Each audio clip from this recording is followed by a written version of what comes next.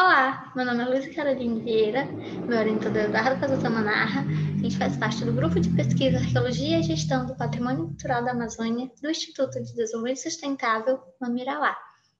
Nosso tema é Ocupações dos grupos ceramistas pré-coloniais na região do Médio Rio Solimões, estado do Amazonas. Primeiro, por que o material cerâmico é importante? Então, esse material ele é um dos vestígios arqueológicos mais bem caracterizados atualmente. A gente encontra o material cerâmico por toda a Amazônia. E esse material, além dele poder ser categorizado, demarcar locais e períodos de ocupação, ele também consegue nos mostrar modos de fazer. Então, ele é um espaço tanto de categorização como de manifestação. As pessoas que estão produzindo esse material cerâmico, eles estão usando esse material para além de ser os seus utensílios, ter os seus usos funcionais, eles também são um espaço de manifestação cultural. Eles estão sendo decorados, eles estão sendo bem trabalhados. Existe um emprego de tempo maior para elaborar esse material. Então, não é só um material que está sendo utilizado, ele também é um espaço de manifestação, de arte, e a gente consegue, dessa forma, chegar a uma etapa do conhecimento, tipo, dessas pessoas. Tem gente que vai decorar de uma maneira, gente de outra, e isso vai nos trazer essas informações dessas pessoas do passado. A gente tem essa cerâmica presente na etnografia. A gente vê que, além com o seu modo de fazer, elas estão sendo usadas na fabricação, no preparo dos alimentos, no armazenamento dos alimentos. Existem potes grandes, então é para armazenar comida e água para muita gente. Então, você pensa enquanto tipo, o maior material, mais utilitário ele fica. Você tem grandes vasilhames para grandes ocupações, ou você tem pequenos vasilhames para o consumo de alimentos, você tem cerâmicas para rituais, você tem cerâmica em vários momentos desse dia a dia dessas pessoas.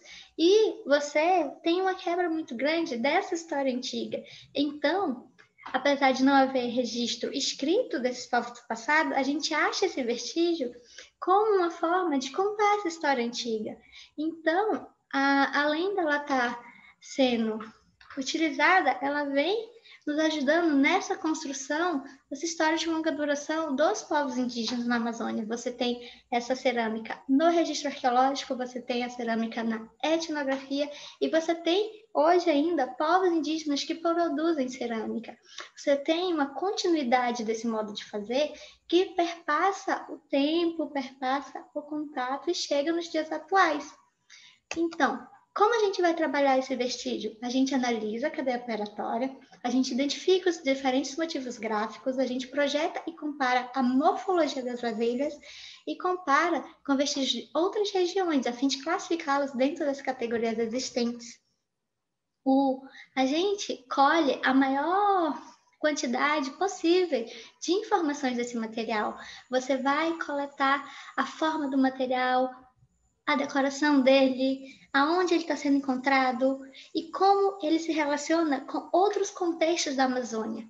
Você tem hoje para a Amazônia uma grande gama de material já classificado. Você tem características bem marcadas na cerâmica que ajudam a gente, em diferentes localidades, identificar um complexo cerâmico. Você tem nesse mapa a dispersão dos complexos cerâmicos na Amazônia pré-colonial. Você consegue ver como existem diferentes locais com diferentes tipos de ocupações e também com ocupações sobrepostas, cerâmicas de fronteira, uma com a outra, e áreas em branco. Essas áreas em branco, hoje, atualmente, elas podem estar muito mais relacionadas à falta de estudo do que à falta realmente da existência e ocupação desses locais. Então, com essa classificação, e comparação com outras regiões, a gente consegue chegar a um momento em que a gente vai completando esse mosaico com as diferentes ocupações, com as diferentes cerâmicas, com os diferentes períodos de ocupação. Então, aqui no Médio Solimões, onde a gente está trabalhando, a gente vai pegando essa região e vai mapeando os locais que tem sítios arqueológicos e depois a gente vai mapear que tipo de cerâmica está presente nesses sítios. A gente tem essa região do Alto Amazonas, que ela é menos conhecida, e agora ela vai ser melhor estudada e classificada para poder formar para poder construir esse mapa de ocupação pré-colonial da região. E o que a gente já sabe aqui para a região? A gente sabe da antiguidade dessas ocupações. Aqui na região do Amanã, na RDS Amanã, já passa por pesquisas desde 2006, os trabalhos do Bernardo, e então, com essas pesquisas, a gente consegue formar uma cronologia de ocupação. A gente tem o quê? Uma primeira fase datada de 1680 a 1520 a.C., uma ocupação com uma cerâmica mais simples, pouco decorada, que ela é encontrada em contextos de enterramento de bolsões de memória. Então, a gente tem essa cerâmica mais antiga, que foi enterrada pelas pessoas que ocuparam posteriormente essa região. A gente vai ter uma quebra bem definida dessa ocupação mais antiga com a ocupação posterior, que é a ocupação Pocoaçu-Tuba. Elas foram datadas de 830 a 410 a.C. e nessa mesma região do sítio Boa Esperança, elas aparecem relacionadas ao surgimento dos primeiros monumentos da Terra Preta. A gente tem esse material mais elaborado, mais decorado, mais pintado, o que é bem diferente dessa cerâmica da ocupação mais antiga. E a ocupação Pocoaçu-Tuba, ela também é encontrada em outras regiões da Amazônia, marcando esse período inicial da sedentarização dos povos ceramistas. A gente tem um aumento da produção cerâmica nessa época e com ocupações em diferentes pontos do Amazonas, da calha do Amazonas. Então, a gente começa a pensar em como essas pessoas estavam se comportando, manejando o ambiente, habitando esses locais de lago, de sítio, de rio. Então, tudo isso vai virando uma informação que a gente vai trabalhando a partir desses complexos cerâmicos. Depois do estado de São Pocoaçu-Tuba, a gente vai ter essa fase Caiambé, que é associada à tradição borda-incisa, datada de 690 a 1200 depois de Cristo. O que a gente vai ter nesse período? A gente vai ter um adensamento populacional. A gente tem uma forte produção de terra preta nos sítios do Médio Solimões e sítios do Baixo Amazonas, Rio Madeira.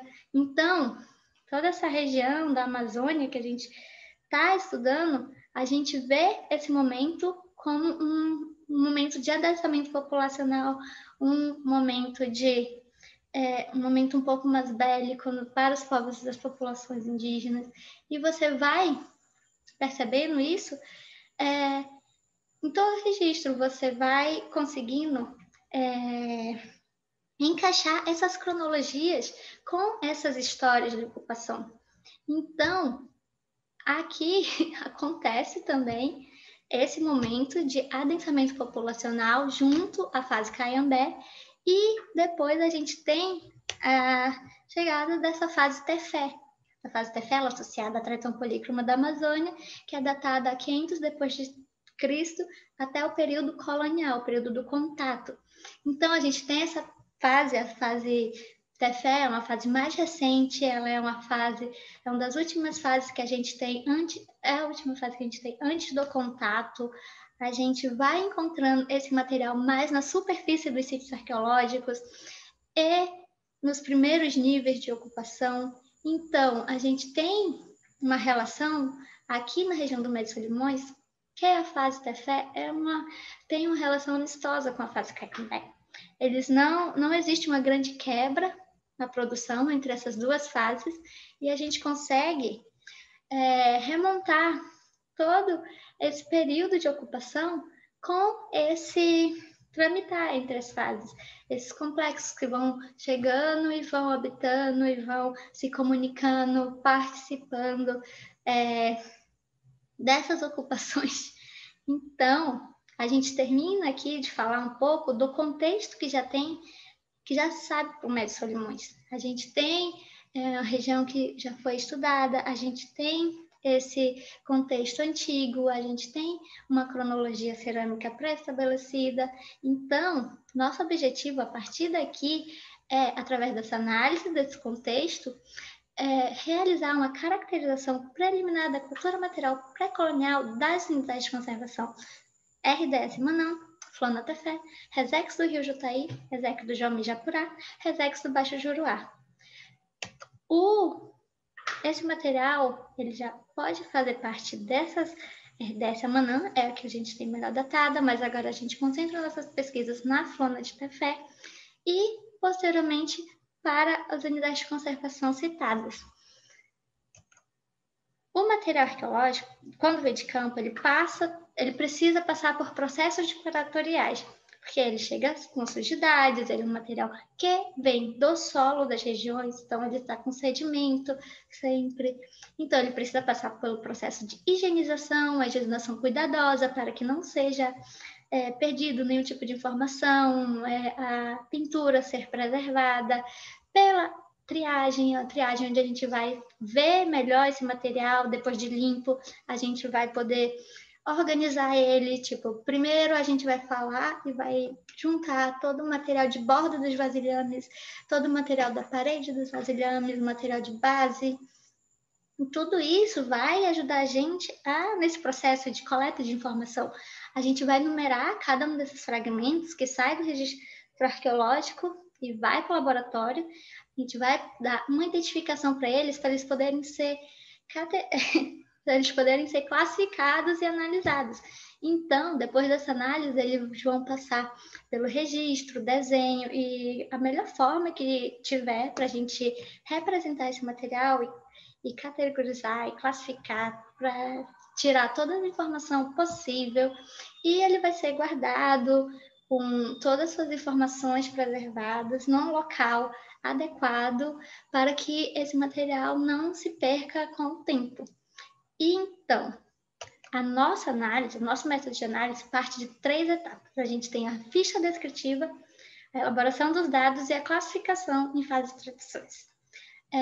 No primeiro momento, nessa ficha descritiva, a gente vai juntar para cada fragmento cerâmico o máximo de informações possíveis. A gente vai falar o seu contexto, o seu tipo de modo de fazer, a sua decoração, e tudo isso vai ajudar a gente a achar coerências entre os grupos dos fragmentos, entre esses artefatos, para a gente poder analisar esses dados e chegar a fazer essa classificação dos tipos cerâmicos, de qual fase pertence, a qual tradição pertence, e isso a gente tira a partir do que já se sabe para esse material, para as regiões e quais características o material apresenta. Então, a gente tem trabalhado o sítio arqueológico Boa Esperança, na RDS Amanã. Ele está à beira do Lago Amanã e ele tem todos aqueles materiais que eu já apresentei anteriormente. E então, a gente vai determinar aonde que ele está aparecendo, qual área de ocupação do sítio eles estão sendo encontrados e como eles estão se comportando no registro arqueológico. No momento, a gente está estudando 3 unidades de escavação e nelas a gente encontra, nessa primeira, a tradição polícera da Amazônia, mais a tradição borda-incisa. Nessa segunda, a gente encontra majoritariamente o material da tradição Pocó-Sotuba. na terceira unidade, a gente encontra essa tradição do Ordem Cisa com o material Pocó-Açutuba. E isso vai demonstrando que a gente tem diferentes áreas de ocupação no sítio, a gente tem diferentes períodos de ocupação que vai se comportando com as suas próprias particularidades. Com o prosseguir das análises e elaboração dos dados, a gente vai poder trazer mais informações sobre esse material arqueológico do sítio Boa Esperança. Mas até o momento, é essas informações que a gente vai poder falar do sítio. Outro sítio que a gente vem trabalhando é o sítio arqueológico Ponta da Castanha, localizado na Flona de Tefé, no Lago Tefé. Esse sítio ele foi escolhido para análise porque ele apresentou em escavação esse material associado à tradição Pocó-Açutuba, essa tradição que é mais antiga e ela não é encontrada em tantos sítios arqueológicos. Então, esse material ele vai ser também analisado, vai ser datado, e a gente vai conseguir construir também essa cronologia para esse Lago Tefé e para essa região do sítio arqueológico Ponta da Castanha. O nosso trabalho está em um período inicial de triagem, curadoria, de pensar esse material, e dessa forma a gente vem trabalhando aqui no MED Solimões. Aqui são algumas referências que eu usei para fazer a sua apresentação, são pessoas que trabalharam na região do MED Solimões. Eu gostaria de agradecer aos povos presentes, aos povos do passado e a todo mundo. Obrigada.